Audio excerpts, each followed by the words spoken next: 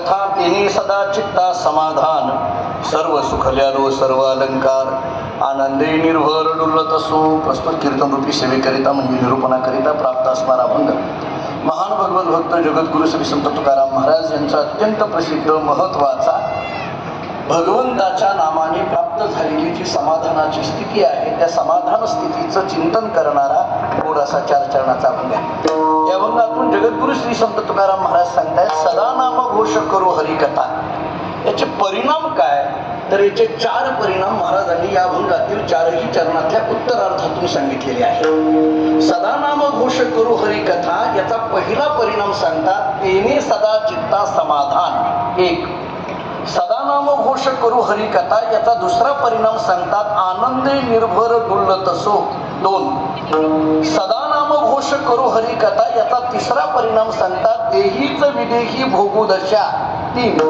आणि सदा नाम घोष करू हरिकथा याचा चौथा परिणाम सांगतात, लागो नेदू पाप पुण्य अंगा. 4. विठाला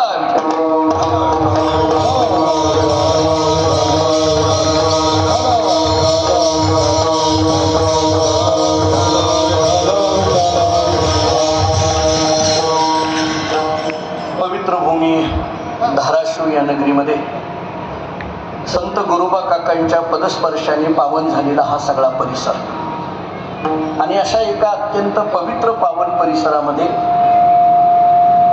अखंड हरिनाम सप्ताह तथा श्रीमद भागवत ज्ञान कथा यज्ञ सोहळा, ज्ञानेश्वरी पारायण सोहळा मोठ्या भव्यतेने आणि दिव्यतेने या ठिकाणी साजरा होतो आहे. आदरणीय श्रद्धेय दगडूभाऊ बघत होतो, प्रत्येक जण कोणी 4 दिवस, कोणी 5 दिवस, कोणी 2 दिवस, कोणी 1 दिवस.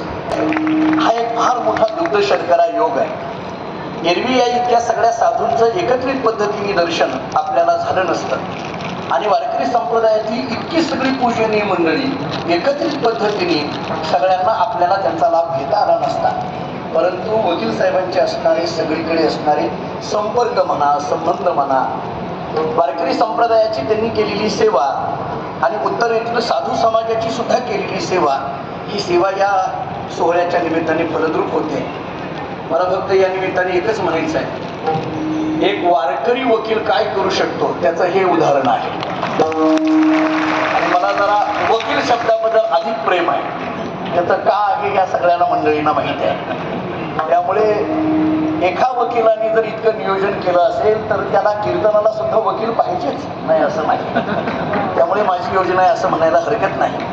काही परंपरेची ऋणानुबंध चौगुले साहेबांशी आणि त्यांच्या परिवाराशी असलेले संबंध या कीर्तनाच्या निमित्ताने आज इथं उपस्थित राहता येते. श्री गुरु अण्णा समोर आहेत आणि अण्णांच्या समोर ही कीर्तन सेवा करणं खरं सेवेने, विद्वत्तेने, साधनेने आम्ही मोठे नाही, परंतु अण्णा समोर बसावेत आणि त्यांच्या समोर ही कीर्तनाची सेवा करण्याचं सद्भाग्य लाभावं.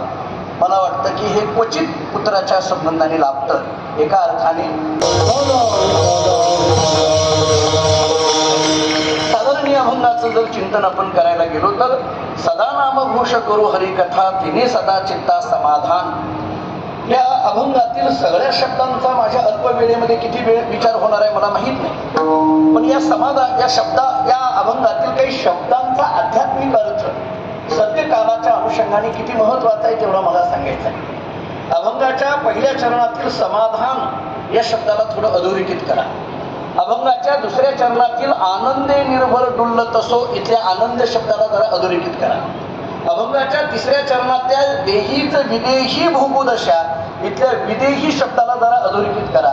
आणि अभंगाच्या चौथ्या चरणामध्ये लागो नेदू पाप पुण्य अंगा, पाप पुण्य अंगा लागो नेदू याच्यातल्या पाप पुण्य अंगा लागो नेदू या शब्दाला एक थोडं अधोरेखित करा. मला वाटतं अभंगाच्या पहिल्या चरणातला समाधान शब्द, अभंगाच्या दुसऱ्या चरणातला आनंद शब्द, अभंगाच्या तिसऱ्या चरणातला विदेही शब्द आणि अभंगाच्या चौथ्या चरणातला लागू नेदू शब्द या 4 शब्दांचं चिंतन ज्यांनी आपल्या आयुष्यामध्ये उराशी बाळगलं त्यांचं नाव आहे आदरणीय श्रद्धेय दगडूभाऊ. मला वाटतं बहुंचं वर्णन एवढ्या 4 शब्दामध्ये करावं लागेल.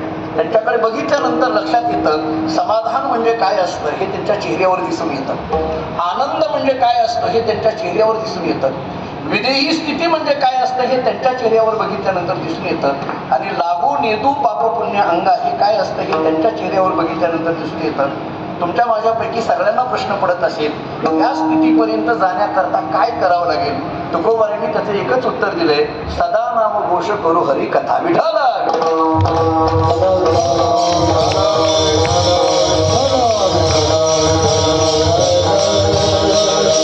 जगद्गुरु श्री संत तुकाराम महाराज या अभंगातून तेने सदा चित्ता समाधान असं सांगतात. हे समाधान समाधान म्हणजे नेमकं काय.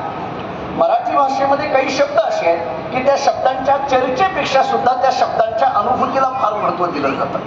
आनंद हा शब्द अनुभविण्याचा आहे, समाधान हा शब्द अनुभविण्याचा आहे, सत्य हा शब्द अनुभविण्याचा आहे, सुख हा शब्द अनुभविण्याचा आहे. समाधान या शब्दाची केवळ चर्चा असणं उपयोग नाही, समाधान या शब्दाची अनुभूती असणं गरजेचं आहे. गंमत अशी असते, बऱ्याच वेळेला आपल्याला एखादा मनुष्य रस्त्याने जाताना जर भेटला आणि आपण सहज विचारतो कसं चाललंय, सगळ्या प्रमाणामध्ये त्याचं एकच प्रमाण पाठ असतं आणि तेही अर्धच असतं. कसं चाललंय म्हटलं की ते एवढंच म्हणतात, आमचं काय ठेविले अनंते तैसेची राहते. तेही फार ठसक्यामध्ये म्हणतात, ती म्हणण्याची पद्धत असते. पण मला वाटतं हे अर्धच प्रमाण त्याचं पाठ आहे, हे पुढलं अर्ध मात्र त्याच्या लक्षात नाही. पुढलं अर्ध फार महत्वाचं आहे. ठेविले अनंते तैसेची राहावे हे जितकं खरं आहे तितकं पुढलं फार महत्वाचं आहे. ते असो द्या